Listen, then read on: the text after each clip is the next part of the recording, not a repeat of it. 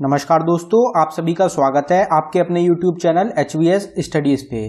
तो दोस्तों, आज हम इस वीडियो में कुछ इंपॉर्टेंट क्वेश्चन डिस्कस करेंगे आरआरबी एनटीपीसी 2020 एग्जाम के लिए। तो 2020 में जो एग्जाम होने वाला है आरआरबी एनटीपीसी का, उसके लिए जो भी इंपॉर्टेंट क्वेश्चन हो सकते हैं आज हम उनको इस वीडियो में डिस्कस करेंगे। इसमें जितने भी क्वेश्चंस होंगे ये सभी रिपीटेड क्वेश्चंस होंगे। ये क्वेश्चंस काफ़ी बार पहले एग्जाम्स में पूछे जा चुके हैं और जो पिछला पेपर रहा है एनटीपीसी का, उसमें से भी हमने कुछ क्वेश्चन इस वीडियो में लिए हैं। तो ये वीडियो मोस्ट इंपॉर्टेंट वीडियो रहेगी आपके आने वाले एग्जाम के लिए। तो दोस्तों, अगर आपको हमारी वीडियो पसंद आए तो हमारी वीडियो को लाइक करें, और अगर आपने चैनल को सब्सक्राइब नहीं किया है तो आप हमारे चैनल को सब्सक्राइब कर सकते हैं। तो चलिए स्टार्ट कर लेते हैं हमारी वीडियो। देखते हैं हमारा पहला क्वेश्चन क्या है। तो हमारा पहला क्वेश्चन है, what is the minimum age required for a person to be elected as the president of India. तो प्रेसिडेंट बनने के लिए जो व्यक्ति है उसकी कितनी मिनिमम एज होनी चाहिए। तो हमारा आंसर हो जाएगा 35 ईयर। तो कम से कम 35 साल उम्र होनी चाहिए किसी व्यक्ति की अगर वो प्रेसिडेंट बनना चाहता है। प्रेसिडेंट जो होगा वो 35 साल से ज्यादा का ही व्यक्ति बन सकता है। तो ये आपको याद रखना है, मिनिमम जो एज रिक्वायरमेंट होती है वो होती है 35 ईयर की प्रेसिडेंट बनने के लिए। अगला क्वेश्चन देखते हैं, Who is regarded as the founder and first Sultan of the Khilji dynasty.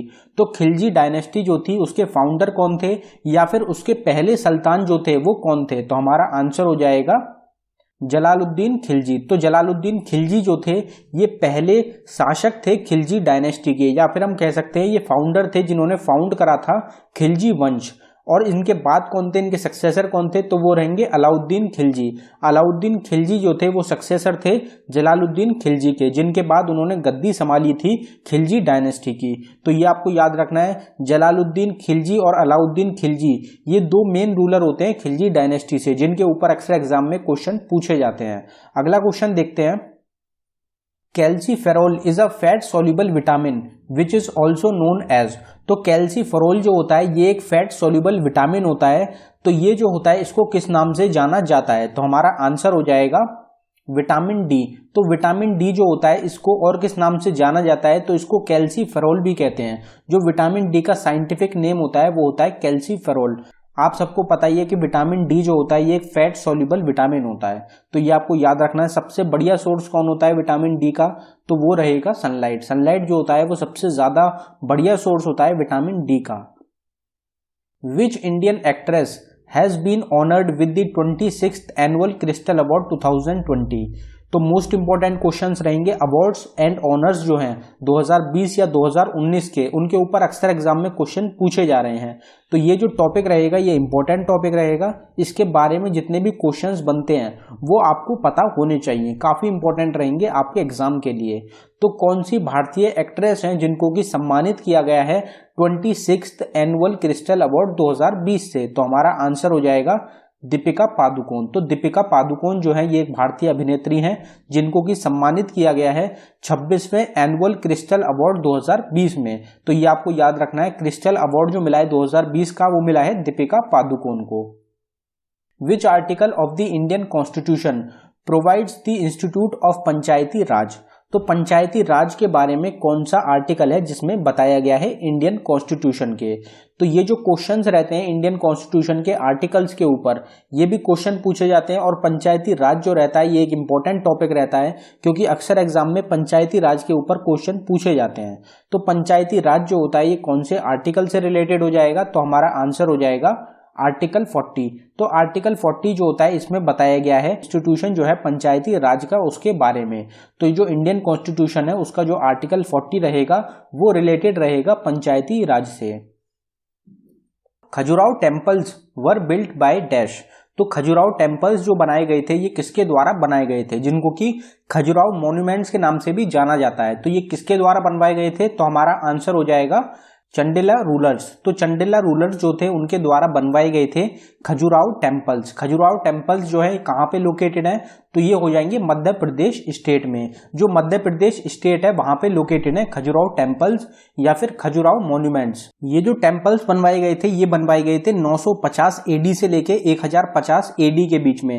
तो मेनली जो ये टेम्पल्स थे ये बने थे 950 एडी से लेके 1050 एडी में। ये जो है एक ग्रुप ऑफ टेम्पल्स है, ग्रुप ऑफ मॉन्यूमेंट्स है, काफी सारे टेम्पल्स हैं इनके अंदर जो होते हैं, तो ये जो थे ये चंदेल रूलर्स जो थे उनके द्वारा बनवाए गए थे, तो ये आपको याद रखना है। अगला क्वेश्चन देख लेते हैं हमारा, silent valley national park is located in which Indian state. तो साइलेंट वैली नेशनल पार्क जो है ये इंडिया की कौन सी स्टेट में है, तो हमारा आंसर हो जाएगा केरला। तो केरला स्टेट जो है वहां पे लोकेटेड है साइलेंट वैली नेशनल पार्क। ये जो नेशनल पार्क है ये इंपॉर्टेंट रहता है, काफी बार इसके ऊपर एग्जाम में क्वेश्चन पूछे जाते हैं, और बाकी जितने भी नेशनल पार्क्स रहेंगे ये सभी इंपॉर्टेंट रहेंगे, साथ में जो वाइल्ड लाइफ सेंचुरीज रहेंगी, टाइगर रिजर्व्स रहेंगे, ये सब अक्सर एग्जाम में क्वेश्चन पूछे जाते हैं। तो ये जितने भी टॉपिक्स रहते हैं इनके ऊपर हमने एक प्लेलिस्ट तैयार करी है जो कि रहेगी ऑल स्टैटिक जीके टॉपिक्स के नाम से, उसका लिंक मैं आपको डिस्क्रिप्शन में प्रोवाइड करा दूंगा।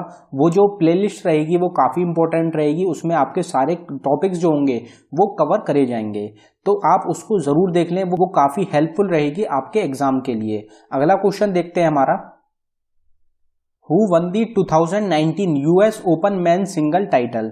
तो 2019 का US open man single title किसके द्वारा जीता गया है, तो हमारा आंसर हो जाएगा राफेल नडाल। राफेल नडाल जो है इनके द्वारा जीता गया है 2019 का US open men's single title. तो ये आपको याद रखना है, इंपॉर्टेंट रहेंगे।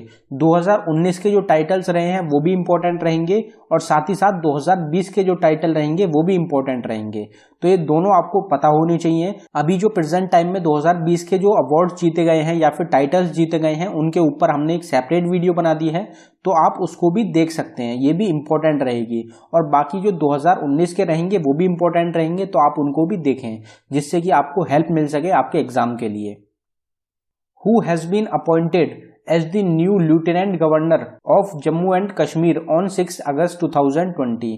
तो 6 अगस्त 2020 को जम्मू और कश्मीर का लेफ्टिनेंट गवर्नर किसको चुना गया है, तो हमारा आंसर हो जाएगा मनोज सिन्हा।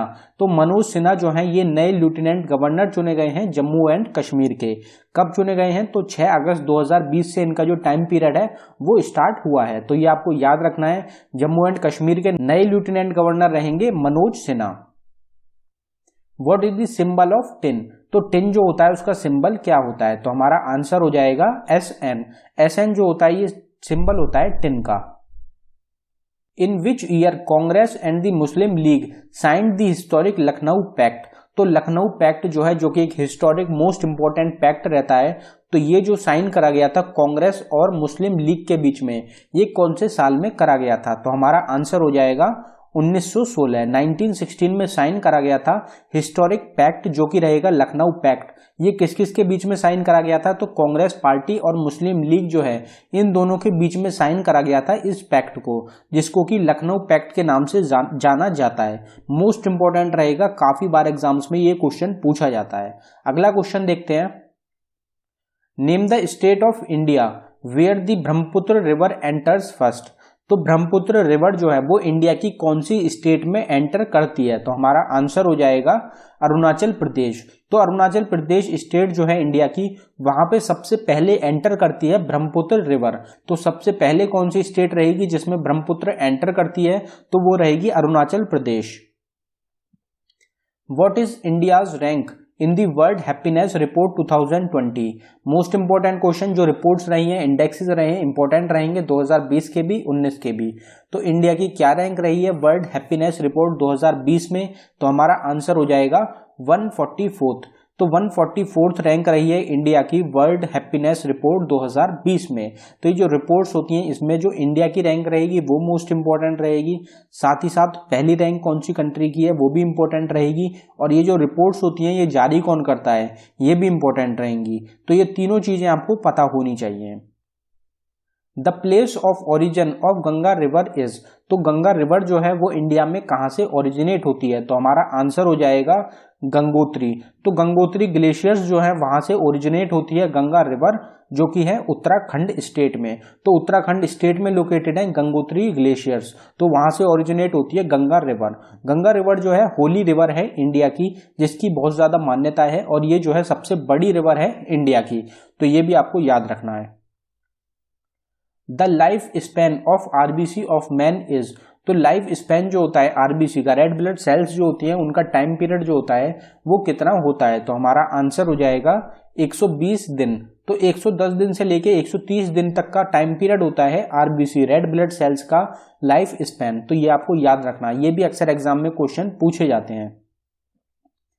गर्म पानी सेंचुरी इज लोकेटेड एट, तो इसका आंसर ज्यादातर आपको पता ही होगा कि गर्म पानी सेंचुरी जो है ये कहाँ पे लोकेटेड है। तो हमारा आंसर हो जाएगा दीपू, आसाम। तो दीपू जो जगह है आसाम में, वहां पे लोकेटेड है गर्म पानी सेंचुरी।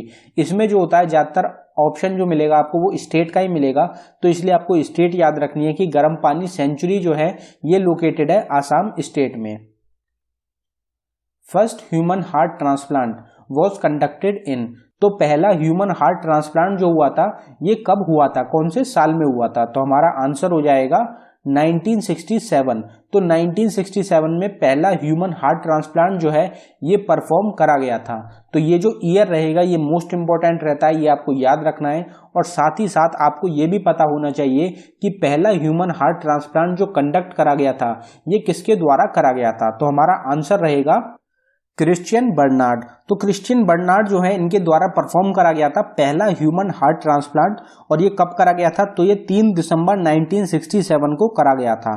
तो ये ईयर जो रहेगा ये मोस्ट इंपॉर्टेंट रहेगा, काफी बार एग्जाम में पूछा जाता है। अगला क्वेश्चन देखते हैं हमारा, in which year did the Kakori conspiracy case took place, तो ककोरी कॉन्स्पिरेसी केस जो हुआ था ये कौन से साल में हुआ था। तो हमारा आंसर रहेगा 1925। तो ककोरी केस जो हुआ था ये हुआ था 1925 में। ईयर याद रखने हैं आपको, काफी बार पूछे जाते हैं ये भी।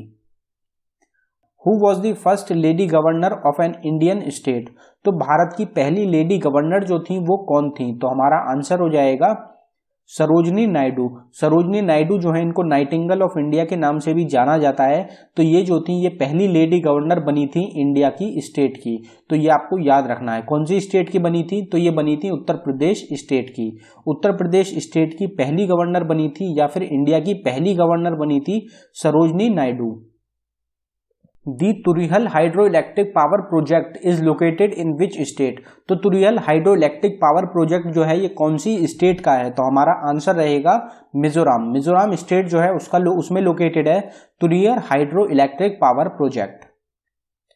When was the Indian Association founded, तो इंडियन एसोसिएशन जो है ये कौन से साल में फाउंड हुई थी, मोस्ट इंपॉर्टेंट क्वेश्चन रहेगा। तो हमारा आंसर हो जाएगा 1876। तो 1876 में फाउंड हुई थी या फिर एस्टेब्लिश हुई थी Indian association. Most important question है, काफी बार रिपीट हो चुका है। When was consumer protection act passed, तो कंज्यूमर प्रोटेक्शन एक्ट जो है ये कौन से साल में पास हुआ था। तो हमारा आंसर रहेगा 1986। 1986 में पास हुआ था consumer protection act. Subhash Chandra Bose has founded forward block in the year, तो फॉरवर्ड ब्लॉक जो है ये सुभाष चंद्र बोस के द्वारा कौन से साल में फाउंड करा गया था। तो हमारा आंसर हो जाएगा 1939। तो 1939 में फाउंड करा गया था या इस्टेब्लिश करा गया था सुभाष चंद्र बोस के द्वारा फॉरवर्ड ब्लॉक। तो कांग्रेस पार्टी जो है उसको छोड़ने के बाद सुभाष चंद्र बोस ने अपनी पार्टी जो है फॉरवर्ड ब्लॉक इसका गठन करा था 1939 में। तो ये आपको याद रखना है, ईयर जो है इंपॉर्टेंट रहेगा। 1938 में सुभाष चंद्र बोस ने कांग्रेस पार्टी जो है उसको छोड़ दिया था। उसके बाद इन्होंने अपनी पार्टी बनाई थी जिसका नाम रहेगा फॉरवर्ड ब्लॉक 1939 में। Who wrote the book glimpses of world history, तो ग्लिम्सेस ऑफ वर्ल्ड हिस्ट्री जो बुक है ये किसके द्वारा लिखी गई है। तो हमारा आंसर हो जाएगा जवाहरलाल नेहरू। तो जवाहरलाल नेहरू जो है उनके द्वारा बुक लिखी गई थी glimpses of world history. Which state in India receives the highest rainfall, तो बारिश जो होती है वो सबसे ज्यादा इंडिया की कौन सी स्टेट में होती है। तो हमारा आंसर हो जाएगा मेघालय। मेघालय स्टेट जो है उसमें सबसे ज्यादा बारिश होती है पूरे इंडिया में। तो आपको याद रखना है सबसे ज्यादा बारिश कौन सी स्टेट में होती है इंडिया की, तो वो रहेगी मेघालय। तो दोस्तों ये था हमारी वीडियो का आखिरी क्वेश्चन। अगर आपको हमारी वीडियो पसंद आई हो तो हमारी वीडियो को लाइक करें, और अगर आपने अभी तक चैनल को सब्सक्राइब नहीं किया है तो आप हमारे चैनल को सब्सक्राइब कर लें। धन्यवाद दोस्तों।